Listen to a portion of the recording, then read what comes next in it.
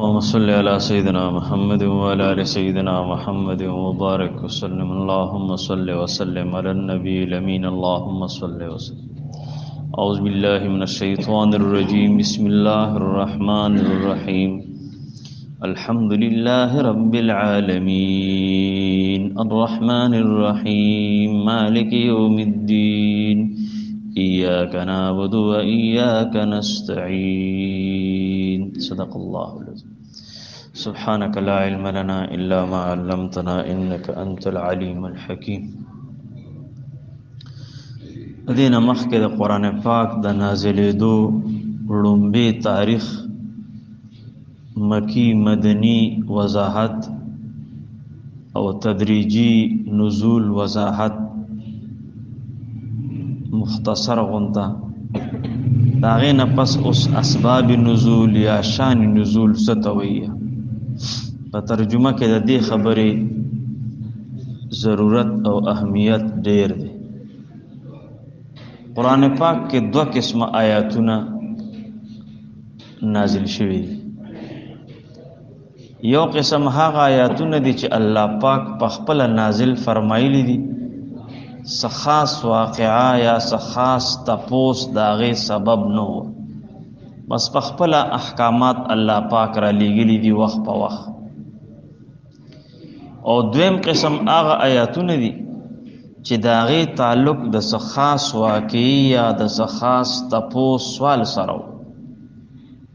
نو د هغه آیاتونو هغه سبب او پس منظر بیانول او معلومول او خلقو ته بیانول د مفسرینو په اصطلاح کې هغه ته سبب نزول یا شان نزول وایي. اوس د دې شان نزول اهمیت او فائدہ څه ده؟ بعض خلک د دین انکار کوي چې دې ته ضرورت نشته، قرآن په خپل بس وضاحت ته او بیانول یې پکار دي. لیکن دا خلکو دا خیال غلط دی.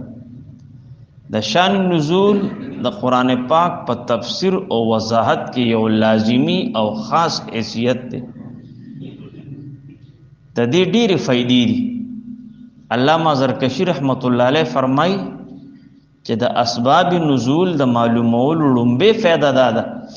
چې د دینه د احکامات او حکمتونه معلوم شي، چې دې کې څه حکمت او چې الله پاک دا نازل کړ،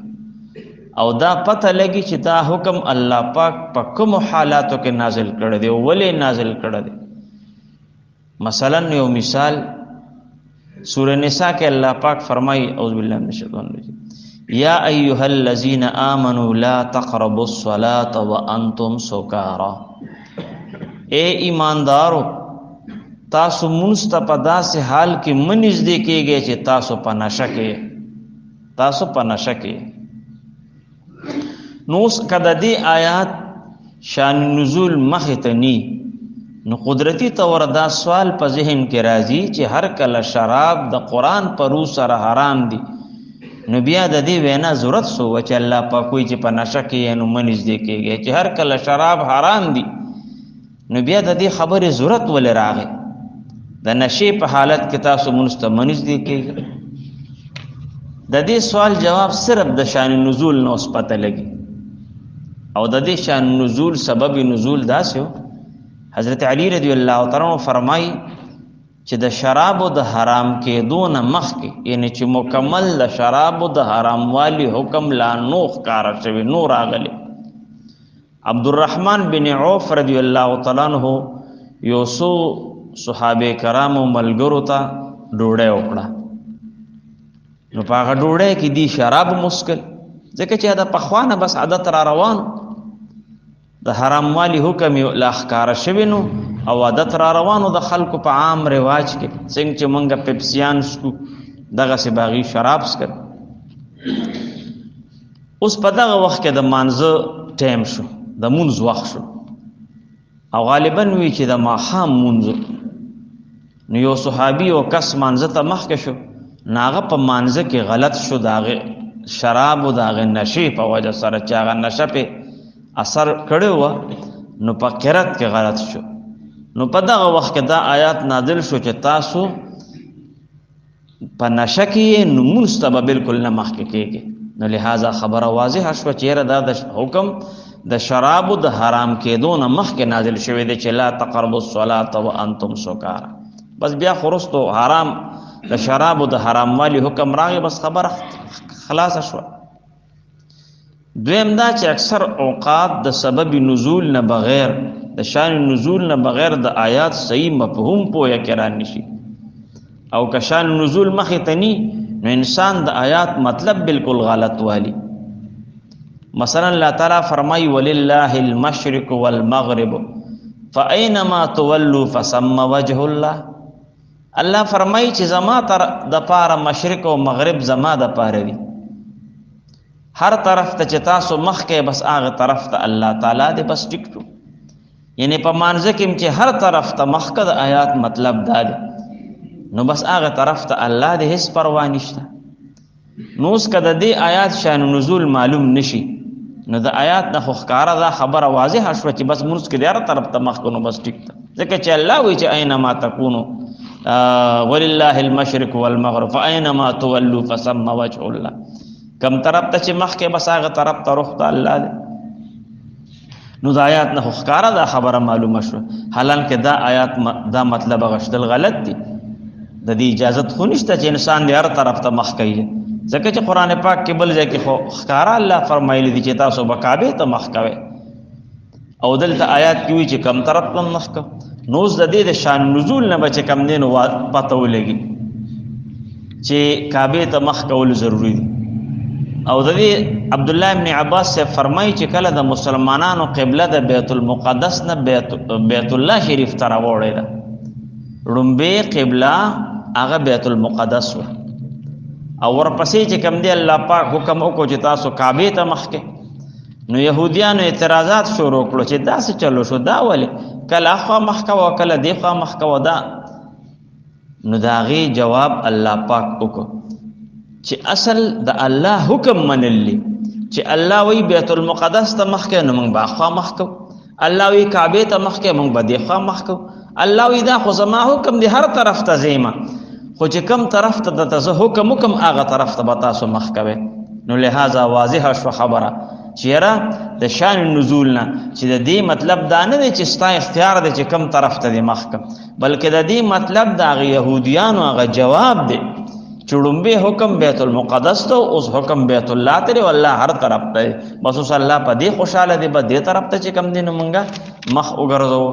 بهرحال دا مختصر غونته چې کم دی تاسو ته ما دا چې کم ځان سره پوینټس لیکلي دي د دې نه زه ډېر مختصر تاسو ته کوم چې انشاءالله بیا ترجمه باندې به شروع کوو که خیري. اوس تاریخ د حفاظت د قرآن چې د قرآن پاک حفاظت څنګه شوی دی، د دې مختصر تاریخ. تر اوسه پورې خو د قرآن پاک د نزول تاریخ مونږ بیان کړ چې قرآن پاک نازل شوی څنګه دی، په کومو طریقو سره څنګه راغلی دی، او د هغې سره ضروري خبرې څه حده پورې د هغې وضاحت وشو. اوس د نزول قرآن یعنی د تاریخ نه پس د قرآن پاک د حفاظت تاریخ حفاظت قرآن ورته ویل کېږي. په دې موضوع باندې به انشاءالله ورته وضاحت کوو. د نبی علیہ السلام په زمانه کې او د هغې نه پس رستو زمانو کې د قرآن پاک حفاظت څنګه شوی دی،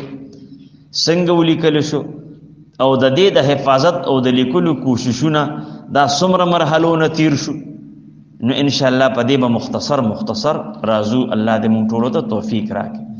د نبی علیہ السلام په زمانه کې د قرآن حفاظت څنګه وشو، لومبې شروع به د دې ځای نه وکړو. څنګه چې دا خبره معلومه ده چې قرآن پاک په یو ځل ټول نه دی نازل شوی، بلکې د ضرورت او د حالاتو مناسبت سره لږ راغلی دی. نو د نبی علیہ السلام په زمانه کې دا ممکن نه وه چې بالکل د سر نه دی دا په کتابي شکل کې ولیکلی شي، ځکه چې لږ براته او محفوظ دی کړي. ځکه چې وحی به راغله نو نبی علیہ السلام به وفرمایل چې دا د فلانی آیات سره ولګوئ، دا د فلانی صورت سره ولګوئ، دا مخکې ولګوئ، دا رستو ولګوئ. لہذا الله پاک قرآن پاک ته د نورو کتابونو په مقابله کې یو امتیازي او ناشنا حیثیت ورکړ.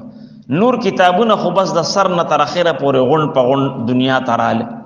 لیکن د قرآن ترتیب د ټولو نه بدل و ناشنا و. نور کتابونه په قلم او په کاغذ کې محفوظ کړل او د قران پاک د حفاظت تنظیم الله د حافظانو په سینو کې وکړ او دې کو څه حکمت بیانې چې دې کې څه حکمت د مسلم شریف په یو روایت کې راځي چې الله پاک نبی علیہ السلام ته فرمایل چې معنی دا ده چې زه پتا باندې یو داسې کتاب نازلون کیم چې هغه به وبني شروانه ولې الله پاک نبی علیہ السلام ته فرمایل چې زه پتا یو داسې کتاب نازلون کیم چې هغه به وبني شروانه ولې مطلب د دې نه دا دی چې د دنیا د عامو کتابونو خو حال لا دی چې هغه د دنیاوي آفتونو په وجه سره ضایع شي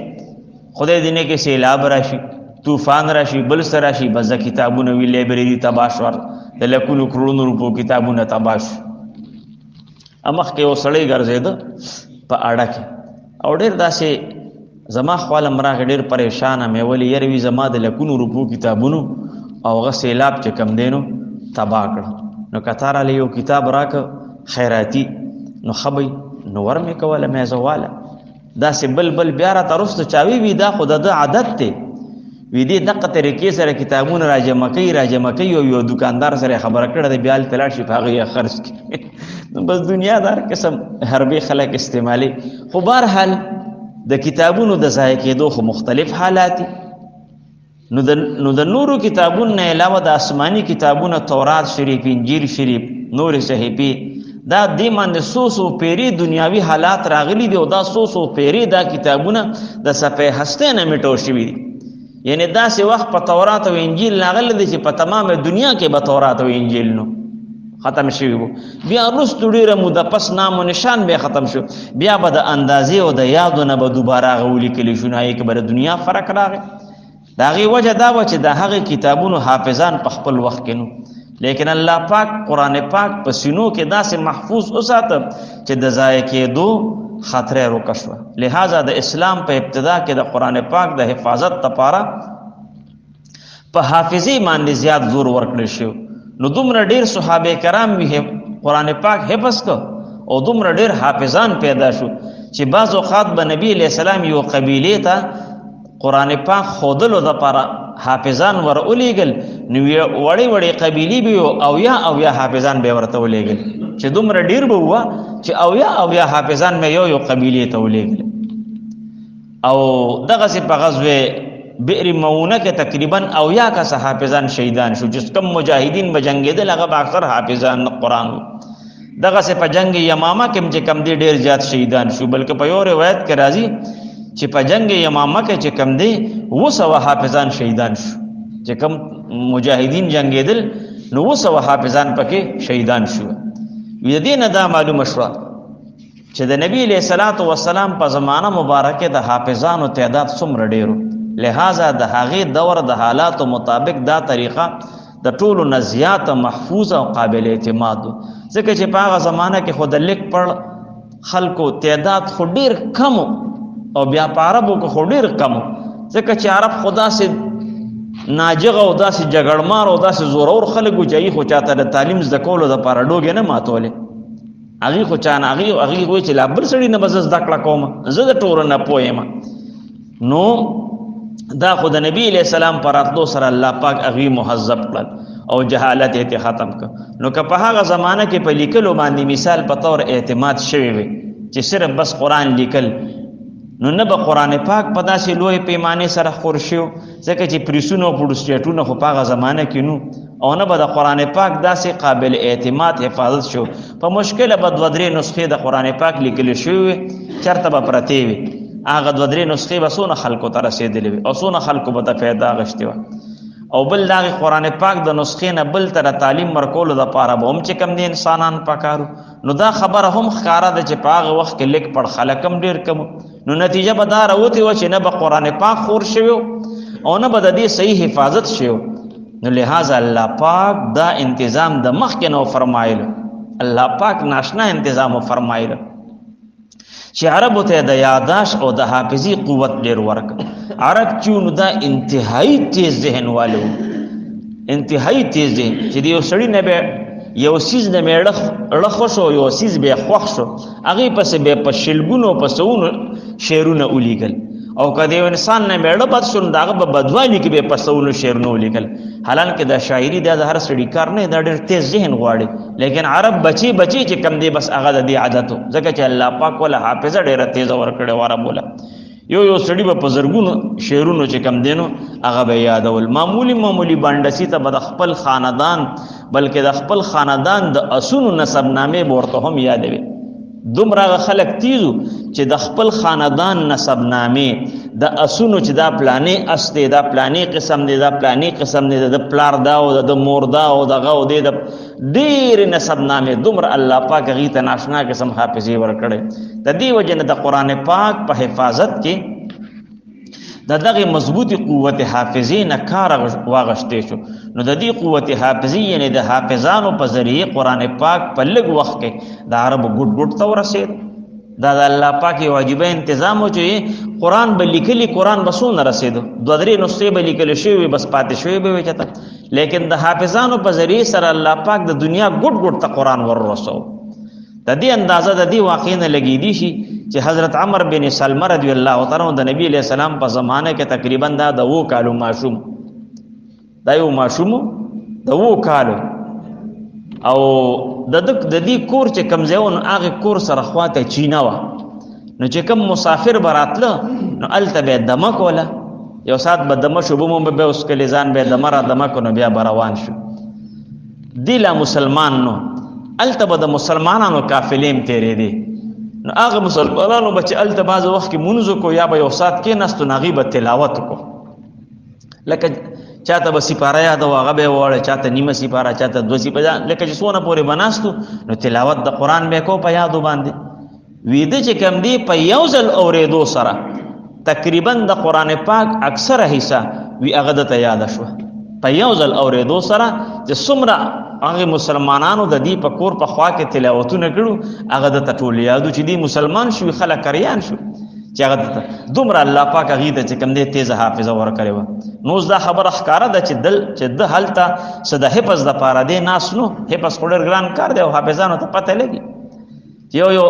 آیات سلوخ پری اړای او استاد مسله لستړي کې ولکه ملستړي کې او ناغه مسلمانان چې تیر دو نغید تناسو جوړه غدي د آیات کې بیا به موضوع اغه ځان له تلاوت کو دوه سره وخت کې خود او د چې کم دی آیات شو ذهن کې کینس دین خدا خبره ده ثابت شو چې د عرب حافظي څومره مضبوطی وي نو دا د قران پاک هغه ابتدایي چې کم دی د قران د حفاظت هغه ذمہواری اوس د نبی علیہ السلام په زمانہ کې د قران پاک لومړنۍ مرحله چیرې نبی علیہ الصلوۃ والسلام په زمانہ کې قران پاک ردی دغه څنګه وکړو زدا یو مرحله به مختصر وایو نو بیا به دعا وکړو د قران پاک د لیکلو دارو مدار اگر چې په حافظه باندې لیکن دې سره به نبی کریم صلی الله علیه وسلم د قران کریم د لیکلو هم خاص اهتمام کو تش په حفاظت باندې حافظه باندې اعتماد نه کو بلکې چې وحی براله کاتبین وحی ډیر ګڼ کسانو او ډیر قابلان او ډیر تیزو نو هغه په دې مقرر کړو چې وحی بسنګراره نه هغه ته به دا ولیکي او د دې لیکلو طریقې کار حضرت زید بن حارث رضی الله تعالی عنہ په یو حدیث کې په دې طریقه فرمایلی دي چې داغه ترجمه ده فرمای چې ما بد رسول الله صلی الله علیه وسلم د پاره د وحی لیکل کول کله چې باغی باندې وحی نازل شو داغوی بس سخته ګرمي وشو داغوی د بدن مبارک نه مدخوله احساس کې لکه د ملغلرو په شان پرې وتل هر کله بچ د حضرت مبارک دا حالات ختم شو نو ما به د یو هډو کې ټوکړه راواغشتا خدمت کې به حاضر شم هغه په ما باندې دغه وحی لیکل او ما به لیکل هغه براتوي او ما به لیکل تر دې حد پورې چې زه به د لیکلو نه فارغ شم د قران پاک د نقل کولو دا بوج په ما داسې محسوسو لکه چې زما بالکل گویا کې چې کوم دې د عمله ماتيږي یعنی نبی علیہ السلام ز په دې نگرانه مقرر کړم خدا ما ته ډیر ګران کارو چیرې غلطی پکې را نشي نقصان ونشي هغه ته مې بار بار هغه دوباره اورول بار هر کله بچ ز فاروق شم ناغي بو فرمایل چې ووروا نو ما به وروله کدی کې بس خبره وا نو داغه اصلاح به او فرمایله بیا به هغه خلکو ته پیش کول شو د واحد لیکلو کار صرف حضرت زید بن رضی الله تعالی عنہ حواله نو بلکې نبی علیہ السلام د دې کار د پاره ډیر صحابه کرام مقرر کړو د ضرورت په وخت کې باغوی د واحد لیکلو فرایض پورا کول د کاتبین واحد تعداد تقریبا 40 پورې شمار شوی پاره کې تقریبا 21 ډیر مشهور دي چې دی به وحی لیکله چې پاغي کې سلور وانه خلفای راشدین هم شامل دي او نور مشهور جلیل القدر صحابه کرام پکې چې کم دي نو هم شامل دي. د حضرت عثمان رضی الله تعالی عنہ چې د نبی علیہ السلام دا معمولو چې کله به د قران پاک څخه حصہ نازل شو نو هغه د وحی لیکونکو ته دا هدایت او فرمایل چې دا پلانی صورت کې پلانی آیات نه پس دا ولیکي نو هم دغه سداهی د هدایت مطابق بلیکل کېدل. پاغه وخت په عربو کې کاغذ ډیر زیات کامیاب نو د دې وجنه قران پاک بس زیات تر د کانو په غټو چپرو باندې د سرمنې په لوی ټوکړو باندې د کجورو په شاخونو باندې د بانس په ټوکړو باندې د ونو په غټو پاڼو باندې او د زناورو په پلونو اډوکو باندې به لیکل کېده. البته کله د کاغذ ټوکړه به چېرته پیدا شو نو هم پکې استعمال شو. نو هم دغسې د نبی علیہ السلام په زمانه مبارکه کې د قرآن پاک دا نسخه د نبی علیہ السلام نگرانی کې لیکل شوی وه په مختلفو ټوکړو باندې. هم دې سره به بعضې صحابه کرامو د خپل یاداشت دپاره د قرآن پاک آیاتونه به ځان سره لیکل او دا سلسله د اسلام بالکل ابتدایي دور نه جاری وه. مختلفو صحابه کرامو سره د قرآن پاک اجزا موجود. دا ډومبنې د قرآن پاک ډومبنې مرحله وه د لیکلو هغه طریقې دقه وه. سبا له به انشاءالله د قرآن پاک په دویمه مرحله چې بیا د قرآن پاک په دویم شکل کې څنګه ولیکل شو هغې به د انشاءالله بیا سبا خبرې کو. الله تبارک وتعالی دې د عمل توفیق را نصیب کړي. واخر دعوانا الحمد تنګېږي به نه خیر دی ځکه چې زه پکې دا لږ ضروري خبرې دي چې دونه څه نه څه انسان واقفیت حاصل کړي نو دا ډېرې ضروري دي. اگر چې ترجمه لا نه ده شروع شوې نو بعض وخت کې انسان لږ داسې بوریت محسوس کړي. خو خیر دی بالکل نه به چوټي کوي او نه به تنګېږي. الله دې بیا د عمل توفیق را نصیب کړي. اللهم ارحمنا ورحمت محمد صلی الله علیه وسلم. اللهم انصرنا وانصر امة محمد صلی الله علیه وسلم. اللهم فرج کروبنا وکروب المسلمین. اللهم اغفر لنا واغفر لأمة محمد صلی الله علیه وسلم. جزاک الله. خدای پاکم خوشاله کا.